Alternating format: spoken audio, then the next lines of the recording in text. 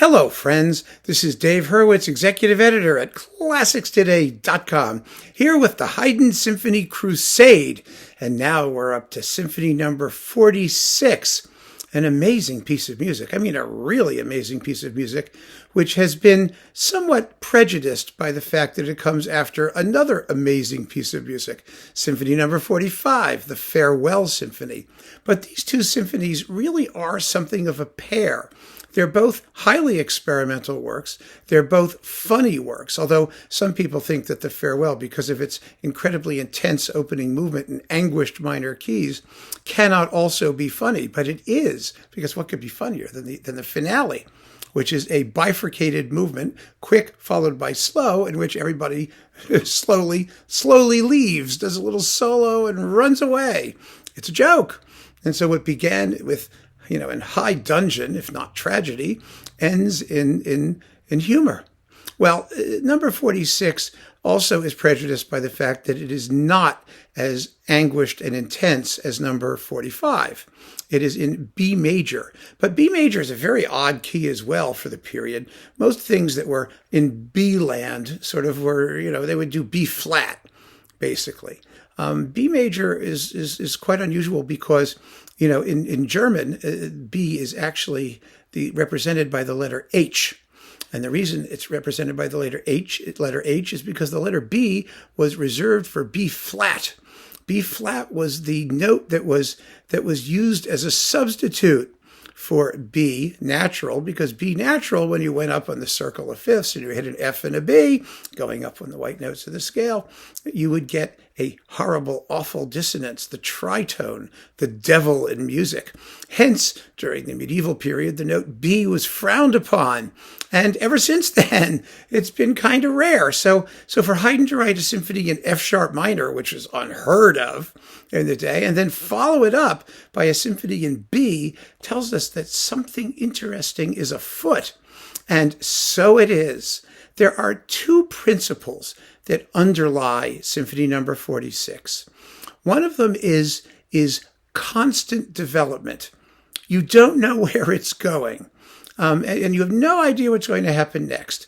And one of the reasons Haydn wants to do that is because the piece is actually a fabulous early example of cyclical form, of movements that share their material.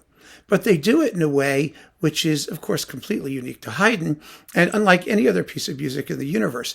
Number 46 is often compared to Beethoven's Fifth Symphony, not because it sounds the same in any way, but because the finale of number 46 incorporates a big chunk of the minuet, which in Beethoven's Fifth would be a scherzo, and that's exactly what Beethoven's Fifth does. And not only does Beethoven's Fifth do the same thing that Haydn did a zillion years earlier, but it does it in the same way by taking a bit of the previous movement that's not from the beginning, but actually from the middle, from an odd point, as if it had been going all along. But we'll get to that. We'll get to that in a minute. In fact, number 46 is so interesting, I'm going to have to basically play you almost the whole symphony, missing a repeat here or there, but you got to listen to the whole thing in order to get the point. It's a fascinating piece of work. Now, the first movement is quite similar to the first movement of the Farewell Symphony in that it is perpetually developing. Especially, when we've talked about sonata form, that there's, an exposition where you hear the themes, and a development where you do things with them, and a recapitulation where you restate them all in the home key. But the recapitulation in this particular movement is so highly developed. It's really a continuation of the development section, and the music just keeps evolving all the way to the end. Yes, Haydn does recapitulate. You do know when we're starting it and whatnot, but after that, it just seems to keep doing its own thing. So it's just a remarkable piece of music. And the only other thing I would suggest is that you listen very, very carefully for all of the music in minor keys, because even though this is in B major and it's supposedly happy, we're still in the Sturm und Drang period. And Sturm und Drang does not mean miserable when it comes to Haydn. I mean, Haydn is almost never miserable. It means range and variety of emotional expression. And this first movement begins in a very kind of harmless and and relaxed manner, but it becomes quite anguished and intense. And it has some really interesting harmonic stuff going on. You just have to listen to it. And one of the things that you will really notice in this exposition section is that it just has a tremendous amount of material. There's just a huge, huge number of elements. And Haydn can do them whatever he wants with them. One of them is quite important. It goes, it's sort of like a, it's like the letter M. It does this. Two sort of hills, up and down and up and down. Remember that motive. Remember that. We'll get to it singly in a second. But in the meantime, I just want to play you the opening movement. Listen to it. Think about minor keys. Think about the abundance of material that it contains. Think about perpetual development. And you're in business. You don't have to worry about what part of it you're in or what's an exposition or what's in anything. It just does its own thing. It just keeps evolving, which is what happened in the first movement of the Farewell Symphony as well. It was a very, very specific moment in Haydn's compositional practice where he was very, very interested in non-literal repetition. The balance is achieved through tonality, through weight of things happening in certain key areas. But the actual thematic material is very, very malleable. And it's fascinating to hear what Haydn does with it. So we have Helmut Müller-Brühl with the Cologne Chamber Orchestra on Naxos. Now here is the first movement of Symphony No. 46.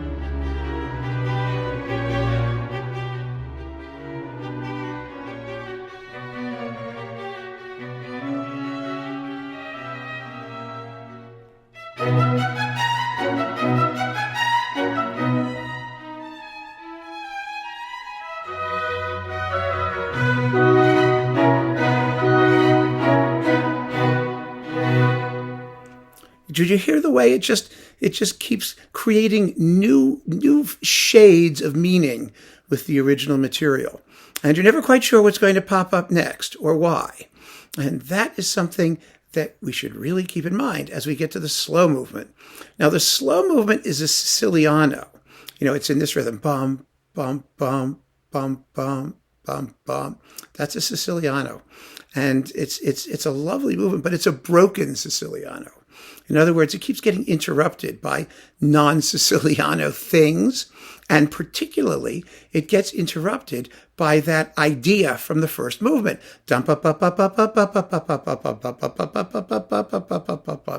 Here, I made a little sample here. Listen to how it sounds in the first movement, and then listen to how it sounds in the second movement, slower. Well, quite a bit slower, of course, because this is poco adagio, but it's the same idea.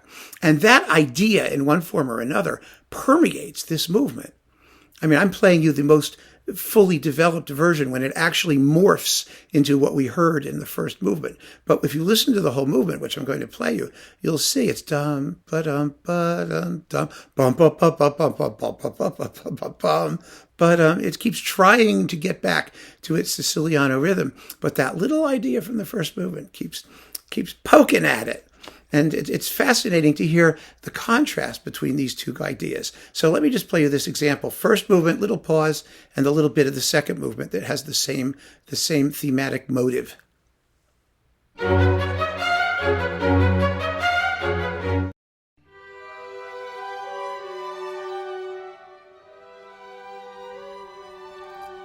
See what I mean? Clearly the same thing, right?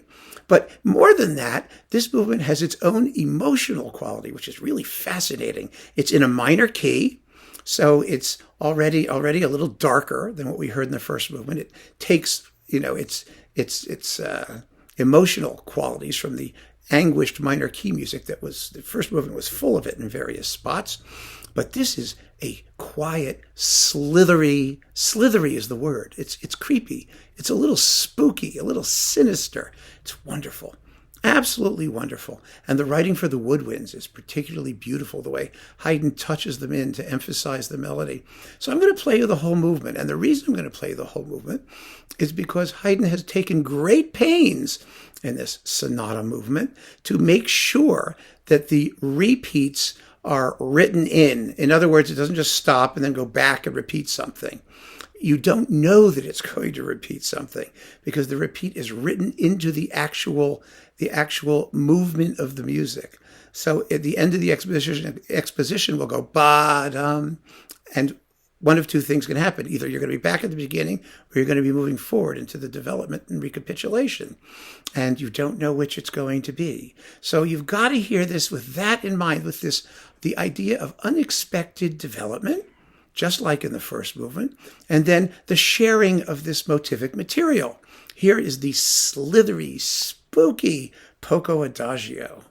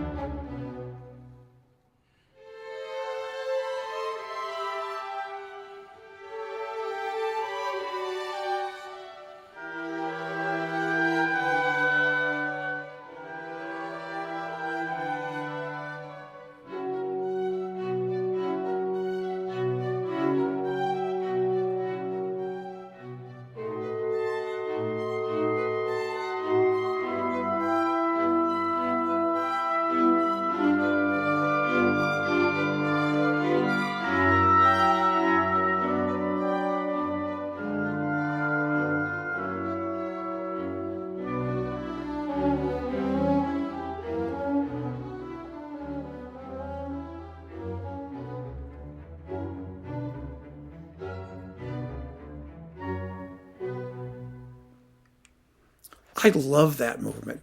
The reason I love it is because Haydn always manages to do something special with a movement, something different from something anybody else would do. I mean, this movement has tremendous personality, and it doesn't really sound like a typical slow movement from anything else. It's really, really unique music. That unique quality that we heard in the Farewell Symphony and that we'll hear in many symphonies going forward, whether they are nominally from the Sturm und Drang period or not. Now, the third movement is a minuet, and this is really an important minuet. So once again, I am going to play you the entire first half of the minuet with all of its repeats intact because they're important. And I will show you why in a moment.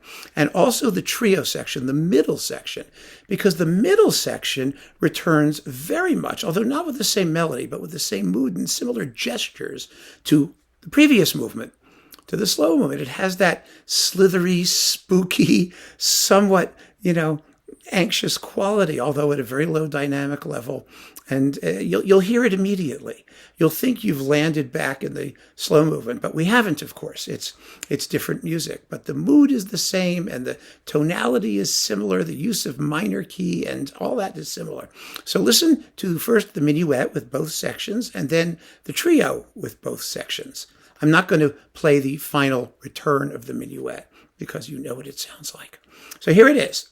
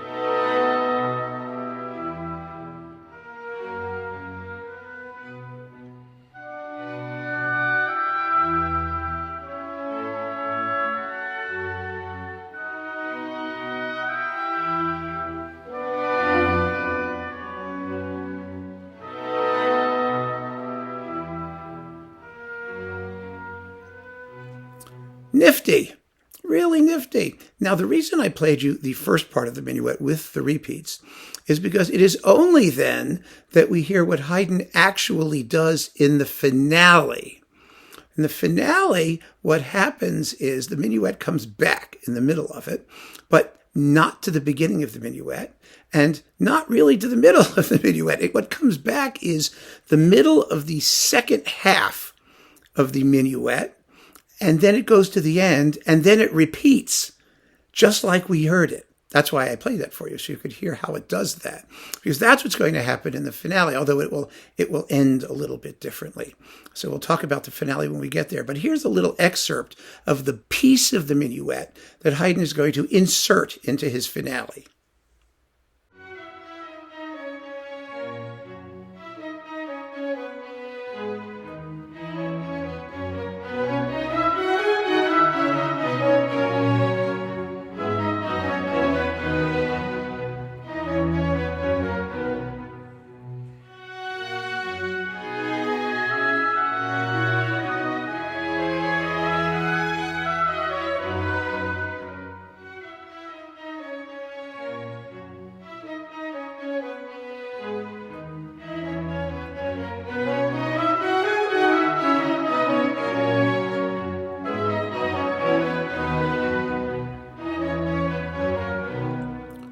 Now, I have to confess, I feel a little guilty. I mean, I really feel guilty talking about that now because I've given away the surprise. I mean, that's the problem with doing one of these talks. You wind up, giving out the punchline before we hear the joke.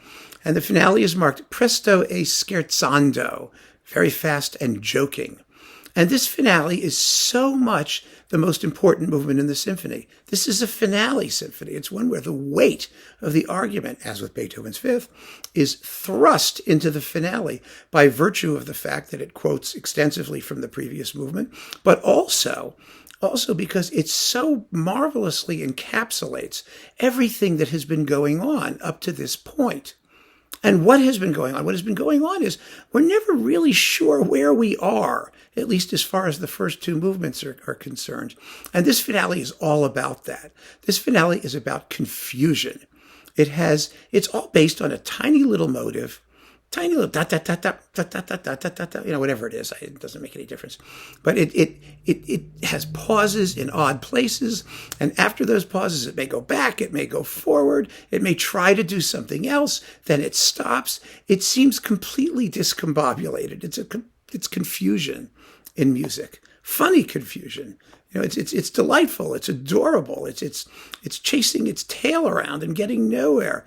And then all of a sudden, after one of those pauses where it doesn't seem to know where it's going or what's going to happen next, that minuet comes back with that section I just played you. The half part of the second half of the minuet going back to the beginning and repeating. So it sounds like you're going to hear the whole blasted minuet all over again. I mean, Haydn is very deliberate. And Beethoven does this, of course, in his Fifth Symphony. When that scherzo comes back, it doesn't come back to the opening of the scherzo, which is do do do do do do do do do do do do do do. No, it comes back to the da da da dum da da da dum da da da dum da da da dum. That's what comes back, and it comes back then, of course, because that motive, bum bum bum bum, is the generating motive of the whole symphony. For Beethoven, for Haydn, it's a little bit different, but it's the same concept.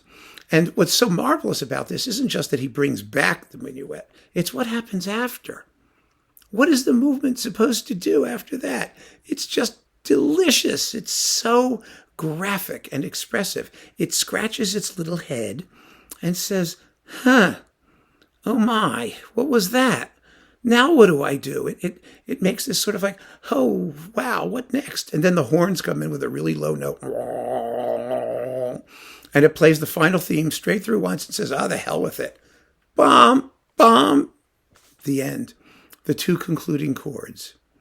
And it's extraordinary, an extraordinary movement. And of course, Haydn has designed it to cause maximum surprise and to also characterize the music so that it speaks to us. You feel its pain. You feel the confusion. You feel the humor in this thing not knowing what to do and finally saying, oh my goodness, it's like, the hell with it. We're just going to wrap it up the way we are. It's delicious. And it's also fairly long. It's 5-minute finale. It's a serious finale that does something completely and utterly unique and unexpected. And here it is.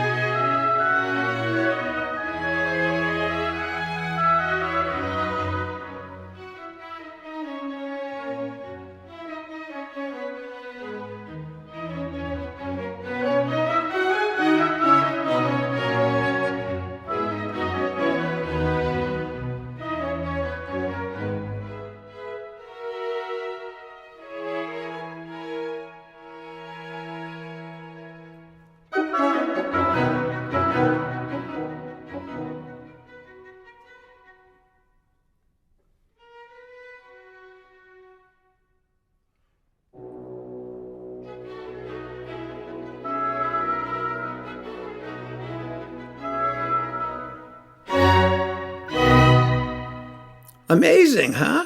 I just think that, I just think it's a pity that this symphony never gets played or acknowledged because the farewell gets all the glory. I love the farewell. The farewell's amazing. It's amazing. But this is no less, it is no less an example of expressive extremes. They're different extremes, of course. And it's even more an exercise in formal ingenuity. I mean, it's absolutely the work of genius in the way it's put together, and the way that this idea of unexpected development continues to be one of like the primary concepts for all of the movements, except the minuet. But even there you have references to previous and music to come. And so it's an amazing piece. It's a completely unified piece, an extraordinarily tightly constructed and well-knit piece, which also has its own fabulously individual expressive message, music which is full of character and personality, and there's just nothing else like it. And I really hope that you enjoy it as much as I enjoy talking about it, because it just is such an extraordinary piece. A miracle of a piece, it really is. So keep on listening, friends. Thank you so much for joining me. Take care.